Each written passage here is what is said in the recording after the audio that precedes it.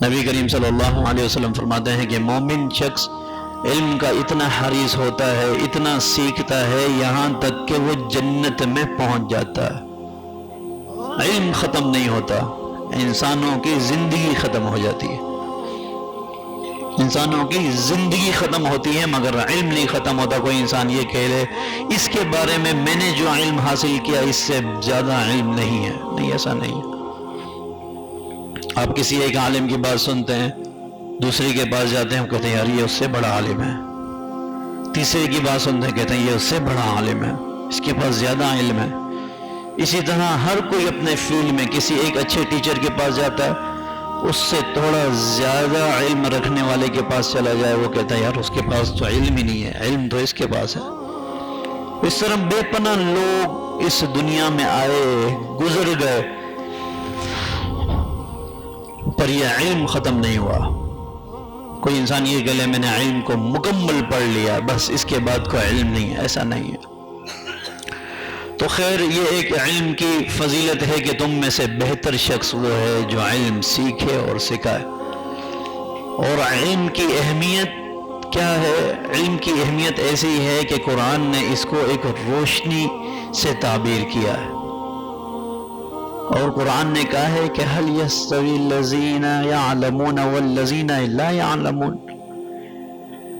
تم یہ لوگ جان لو، ان سے کہہ دو کبھی بھی جاننے والے اور نہ جاننے والے، علم رکھنے والے اور بے علم جاہل لوگ کبھی بھی برابر نہیں ہو سکتے۔ جس طرح روشنی اور اندھیرا ایک جگہ جمع نہیں ہو سکتا، جس طرح ایک اندھا اور بصیرت آنکھ رکھنے والا دیکھنے والا جمع نہیں ہو سکتے، اسی طرح یہ علم والا شخص اور بے علم جاہل شخص کبھی برابر نہیں ہو سکتے۔ علم کو ایک روشنی سے تعبیر کیا ہے۔ مثال کے طور پر ہم جا رہے ہیں کسی راستے پر، اندھیرا ہے، اگر کسی کے ہاتھ میں دیا ہے وہ اس سے روشنی کرتا ہے، یا ٹارچ ہے یا کوئی بھی روشنی کرنے والی چیز یا آلہ اس کے پاس موجود ہے، تو اس ایک انسان کی وجہ سے پورا گروپ، پوری جماعت بچ جاتی ہے، کسی کھڈے میں گرنے سے، کسی نقصان کے حادثات سے بچنے سے وہ پوری جماعت بچ جاتی ہے۔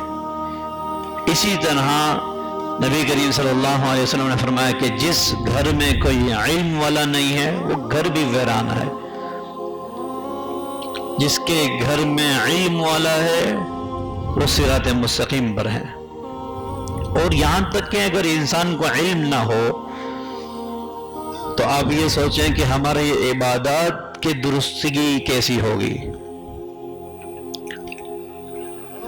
علم تو بہت ہے نا، سب سے اہمیت والے علم کی جو علوم دینیہ ہے میں اس پر گفتگو کر رہا ہوں۔ اگر ہمیں اپنی عبادات جو میں نے کی ہیں، آج کی جو میں نماز پڑھوں گا وہ صحیح ہے کہ نہیں ہے، اس کا فیصلہ کون کرے گا؟ قبول ہونا نہ قبول ہونا یہ اللہ کے ہاں، یہ عند اللہ ہے۔ اللہ ہماری عبادتوں کو قبول کرنے والے ہیں، اللہ عبادتوں کو واپس جھٹلانے والے ہیں، یہ اللہ کا معاملہ ہے۔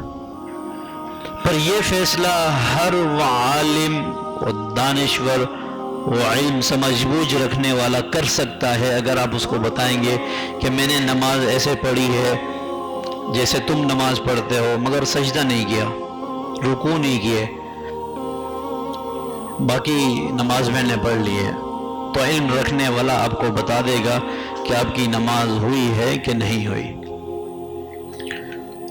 اور جو ہماری عبادت، ہمارے وجود کا مقصد ہے، وَمَا خَلَقْتُ الْجِنَّ وَالْإِنسَ إِلَّا لِيَعْبُدُونَ، اس لیے کہا گیا اتنا علم ہر مسلمان پر، علی کل مسلم، ہر مسلمان پر اتنا علم حاصل کر لینا کہ اسے غلط اور صحیح کا علم ہو جائے، کہ یہ عمل صحیح ہے یہ غلط ہے، اتنا سیکھنا دین ہر ایک مسلمان پر واجب ہے، ضروری ہے، فرض ہے۔ کم سے کم اتنا تو پتہ ہو کہ میں نے عبادت کیسی کرنی ہے، جس مقصد کے لیے اللہ نے مجھے اس دنیا میں بھیجا ہے اس مقصد میں نے کیسے کامیاب ہونا ہے۔ ہمارا تو مقصد یہ نہیں ہے کہ ہم نے بڑی بڑی بلڈنگیں بنا لینی ہے، ہمارا تو مقصد یہ قطعاً نہیں ہے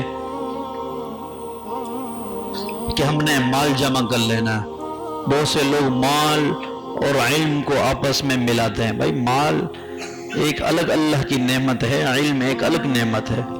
مال تو ایسی ہے نا کہ آپ اس کی حفاظت کرتے ہیں، ایسا نا حضرت علی کا قول ہے کہ مال ایسا ہے کہ تم کو اس کی حفاظت کرنی پڑتی، چھپا چھپا کے رکھنا پڑتا ہے لوگوں سے، خاندان والوں سے، بہت سے احباب بیویوں سے چھپا کے، بیوی کے پاس ہوتا ہے شوہر سے چھپا کے رکھ رہی ہے، بچوں سے چھپا کے رکھ رہا ہے والد، ایک دوسرے سے مال چھپا کے رکھنا، اس کو سنبھالنا ہے۔ اور علم ایسا ہے جو انسان کو سنبھالتا ہے، انسان کی حفاظت کرتا ہے کہ تو بھٹک نہ جائے، تیری عبادت غلط نہ ہو جائے۔